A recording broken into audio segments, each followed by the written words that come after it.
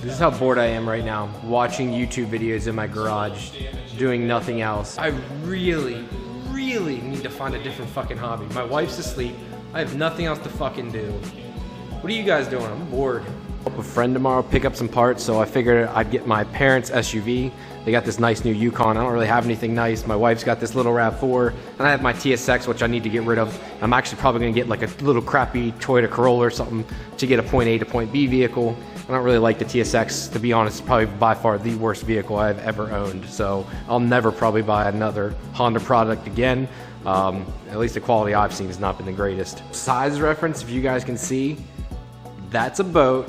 That's a little car. Mind you, they thought this car was a boat back in the day. Look how big that fucking SUV is next to my itty bitty little car. This find that kind of ironic in my head. I just did find one small itty bitty issue. So the W58 uses, I'm not sure what you call it, like a ring style, I guess you would say. Adapter, or not even adapter. The way the joint slips in for the drive shaft, it's just a little kind of like a seal of some sort. Same thing that you use for the crankshaft, like the front main seal and rear main seal. Well, it seems to be leaking. The problem is the W58 that's in the car is not the original one. I've tried 4 different seals on it now, and they're either too big, they're too small to fit the drive shaft, they don't fit inside the transmission. I have no idea what W58 it is. I've tried, I have no idea. Every seal I've gotten for it doesn't work.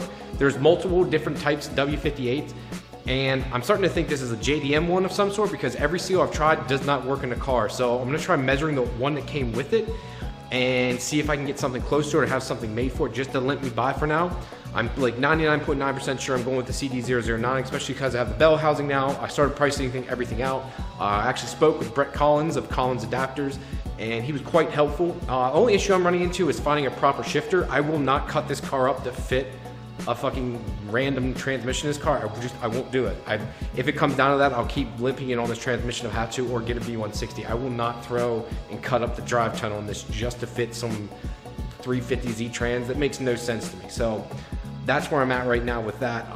Brett's been very helpful for the most part. So I got to find a proper shifter and set up for that, and find something that where I don't have to, well, hack up the car. So if you guys know of anything, let me know. I'd really want to do the CD009 also. This way I can do a step-by-step installation for you guys and help out the community a little bit. I know there's a lot of people out there that want to use this, and there's multiple types. So there's the adapter plate type where it actually bolts directly to the CD009, and then there's the type I'm going to use. I plan on using uses a stock bell housing from an automatic transmission. Now there's 3 different types. There's a J1, J2, and what I have is a J3. The J1 and J2 are preferred for 2 reasons. Number 1 reason is the fact that they have a hole already cut in them for the, I guess you would call it the hydraulic lines. And the second reason would be for the fact that this is actually slightly, I believe, thicker or taller, I guess you would call it, and pushes the transmission back slightly, just a little bit more. So you need to get a special plate, and I think Collins actually charges you an extra $100 to use the J3. Not a big deal, but I got this for free anyways. Came with all the bolts and everything thanks to Joe Miller at Hyperforce X. So I got quite fortunate on that part. Part about it is though, versus the adapter plate in the car, I don't have to beat in the firewall, and it fits properly once put in. So the adapter plate one, where it actually bolts directly to the stock CD009, that one I'd have to beat in the firewall, and it doesn't fit down the drive tunnel nice. With this, you actually cut up the CD009, cut off the stock bell housing on that, bolt the Toyota bell housing up, and everything works fluid. So that's a little bit better in my opinion. I guess I should probably talk on this since I've said about it about, I don't know, 10 times now. Every time I kind of hint towards it, but I never go in detail on it. So what do I do for a living? So let me go in a little bit detail first. I have a degree in mechanical drafting and design and engineering. I have a degree from ITT Tech. That's right, ITT Tech, the TV commercial. Nothing special, guys. I didn't go to no Ivy League school. I have nothing special. So that just kind of proves that you can kind of do whatever you want.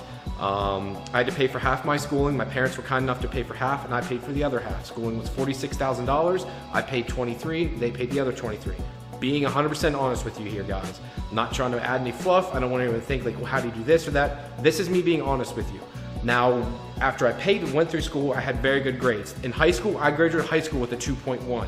Now, why did I graduate high school with a 2.1? Well, because I didn't care, and I was like, I don't need all this bullshit, until I realized I'm not gonna do much in life if I don't. So my father had me go work for my uncle's weld shop. Now there's nothing against welding. I wanna get this out there clear because it's probably gonna come off narcissistic and horrible, but he had me go work there and pretty much said to me, if you don't, you're gonna do this the rest of your life. Now this wasn't pretty TIG welding or anything. This was welding, MIG welding, galvanized steel. Now any welders out there know what galvanized steel is. They'll know that shit smells fucking horrible. It'll kill your lungs and is by far some of the worst shit possible to weld. And I got to do that for a couple years. And I was like, fuck this shit, I'm going to school. There's no way in how I'm doing this. Mind you now, I had no idea what TIG welding was. When I knew welding, that's all I knew. So in my eyes, I was like, no way, I need to go get a degree. I don't want to do this. So I had to decide, what am I good at? I know I'm mechanically inclined and I'm good at that stuff, but I don't want to be working on cars every day as that's my hobby. So I decided to go the design route and be an engineer.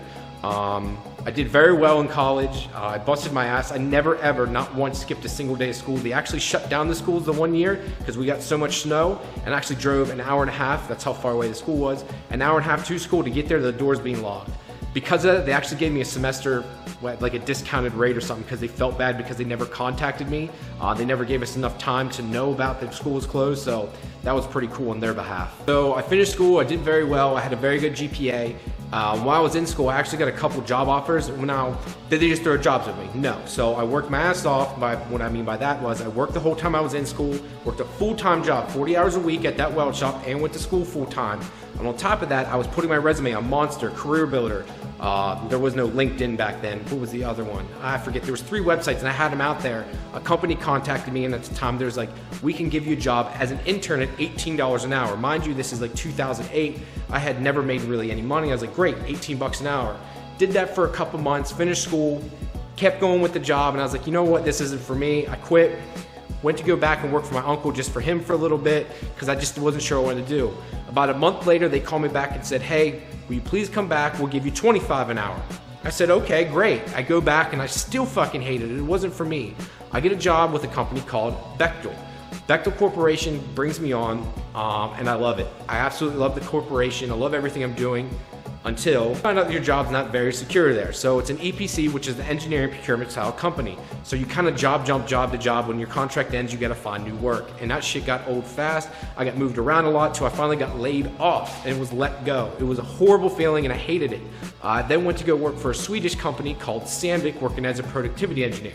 Now, what's Sandvik? Sandvik is a company that creates inserts, carbide inserts for CNC machines. Now, if any of you guys are machinists out there, you'll know exactly what I'm talking about. There is machine companies and carbide industry companies, and then there's everyone else. So Sandvik is what I would put as the top company, and there's companies like Iskar, Mitsubishi, etc. They're okay. Kennametal's a very good company also. But Sandvik in my eyes was the best of the best. If you wanted the best tooling, that's what you bought. They had the most cutting edge tools also.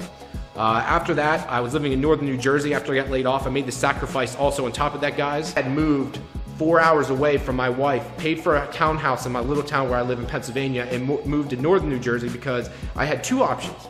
Either I can go on unemployment or I can get a job. I refused to go on unemployment because I'm not a leech in the system. Now, I had to make the sacrifice and move 4 hours away. Did I want to do that? Absolutely not. It was no big pay raise or nothing like that either. It was either unemployment or make a move. I made the big boy decision and go, you know what? It's not what I want to do, but if I want to be a real adult and not fucking leech off the system, this is what you have to do. So I made the sacrifice and moved.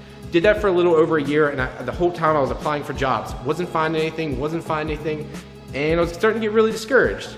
I finally applied for a company called Volvo and got the job there as a manager in the warehousing department. Now, I did that for about a year or so. It was a construction company. It was Volvo Construction Equipment, if people don't know about that. Did that for a year or so, and then finally got a call back from Bechtel.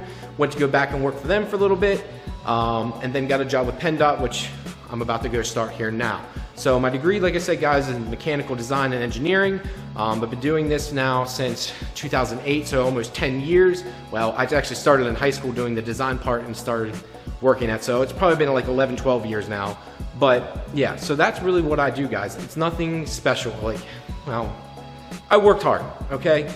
You put in the time, you put in the effort. I'm trying to be as honest as I possibly can here. There's no fluff involved here. There's no like big numbers. I do not make $100,000 a year. I'll be that honest. I don't make 100 grand a year, and I have this. Do I have debt? Yes. Oh, here's another thing I want to throw at you too. So I try to be smart with my money. So when I finished school, or I was in school, I was paying off my debt for school. So I had $23,000 in loans. My minimum payment was $100. Well, instead of paying that minimum payment, I knew I was living at home, and once I got a good paying job right out of school, which I thought was a good paying job, I was paying $1,000 to $1,500 a month for my college. Instead of going out partying, instead of going out and buying a fancy car, I drove my first car that I got when I was 16 still, until I was like 23 years old, kept driving that till all my school loans were paid off. I paid everything off. As soon as they were paid off, I went and bought a house, bought the Supra, and bought everything else. I was smart with it. I have no college debt. I was completely done by the age of 23 because I wanted I don't want that pressure over top of me, that headache over top of me. I can't handle it, being honest. It's just one of the issues I have. Some people may not believe me or don't want to understand what I'm saying, but that's the truth. I just busted my ass. Looking back on it, I'm glad I did now. I still made mistakes. I kind of wish I went to a Penn State and wish I would have gone, maybe got like a master's degree or something big like that and went to a cool school, maybe party a little bit. There's some things I did miss out on, you know. My friends got to experience stuff I didn't get to do, but I'm happy with my life. I got to meet my wife. I feel very, very, very fortunate for everything that's happened to me. I have very loving parents that are still together to this day. I have a little sister I love to death, so I don't know. I feel like that I'm very fortunate, and I'm very happy with some of the decisions that I did end up making. That's it, guys. That's what I do for a living. I work now for PennDOT. I'm gonna be like I guess you would call an IT specialist working in the CAD design field, working with a program called MicroStation. I'll be doing a little bit of other stuff too, like SQL and things like that, but for the most part, I'll be handling like the CAD operations there. They just brought me on recently. I'll be doing that for God knows how long. Hopefully forever, I guess, but who knows? Maybe this will take off one day. I highly doubt that. I don't know how stable YouTube and all this stuff is anyways, but I enjoy doing this and I plan on doing it as long as I can, or as long as time permits. You know, kids will be coming up here shortly, and kids take a lot of your time in life, so we'll see here. I've kind of talked about myself and what I do for a living. I'd like to hear back from you guys. What do you guys do for a living? What are your hobbies? I'd like to hear about where people live. Where are you guys all from? I'd like to hear about what you guys all do. So give me some of your guys' feedback too. I'd like to hear what your lives in detail and kind of what you guys all do around the world or the country. I have no idea where any of my subscribers are from. I'm guessing mostly in the US, I would assume. I don't think do any of you guys live in Europe or any of that stuff? I'm a dumb American. So yeah, I don't know. Where are you guys from? Let me know. It's one other thing I want to say about making money and doing everything. I did that and I'm not always happy with my job. I don't want people to see this and think like I have this happy life and it's just everything's perfect. No, I mean, I get frustrated. My wife and I fight. I have bad days at work. Things don't always go well. Like I said, I got laid off, had to move away. Life's not perfect. So every time someone tries to put you down or tries to throw you a curveball, try to do the best you can. No one expects you to be perfect. God knows I'm not perfect in any shape, way, and form, and God knows I've made plenty of mistakes through my life.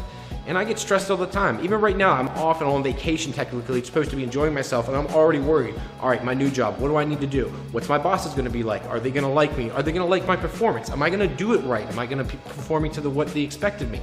There's so many variables out there, and if that's all you ever think about and worry about, you're going to drive yourself crazy. I'm a perfect example. I do this all the time. I have horrible sleeping issues because my mind races all night long. I kind of wanted to get this out there also. Like, I hope I'm not the only one like this, but I mean, I have horrible stress problems because of it. And I like to think I have a very good life, and from the outside, someone looking in may think, well, he has no problems, he has no issues, but I do. I have stress just like everyone else, and I want everyone else to be like understanding of the fact that you can have stress, you can have problems in your life, and you can still be happy. No one expects you to be perfect. So I just wanted to throw that out there too, guys. I guess that'll be it for this one. I'm glad I kind of got to open up to you, kind of tell me a little bit about me. Once again, I'd like to hear some more about you. Thank you very much, guys. Please like and subscribe to the channel as usual. I appreciate everything you do for me. I felt kind of good to actually open up on this one. So thank you very much, guys. I hope you have a great day and enjoy the rest of your week. Peace.